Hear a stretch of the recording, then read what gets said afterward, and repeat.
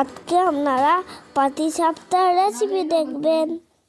পাটিসাপটা বানানোর জন্য যে ব্যাটার তৈরি করতে হবে সেটা আটা, চালের গুঁড়ো, মৌরি, খেজুর গুড়, 1 চিমটি নুন, জল এবং অল্প দুধ দিয়ে ব্যাটারটাকে বানাতে হবে। আপনারা চাইলে এখানে ময়দাও ব্যবহার করতে পারেন। এখানে এটাকে আটা দিয়ে তৈরি করা হয়েছে।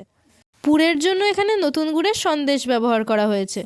নতুন গুড়ের সন্দেশ দারুণ টেস্টি। এবার একটা চাটুতে তেল নিয়ে সেটা ভালো করে ছড়িয়ে তার মধ্যে ব্যাটারটা দিয়ে দিতে হবে এবং ভালো করে এটাকে গোল করে দিতে হবে। এরপরে এর মধ্যে সন্দেশের পুরটা দিয়ে ভালো করে ফোল্ড করে নিতে হবে। ব্যাস, তাহলেই হয়ে যাবে পাটিসাপটা রেডি। দারুণ টেস্টি হয়েছিল কিন্তু। তোমরাও ট্রাই করে দেখতে পারো। ভিডিওটি ভালো লাগলে একটা লাইক, কমেন্ট, শেয়ার করতে ভুলবেন না কিন্তু। চ্যানেলের পাশে থাকবেন। আজকের জন্য এইটুকুনি। বাই।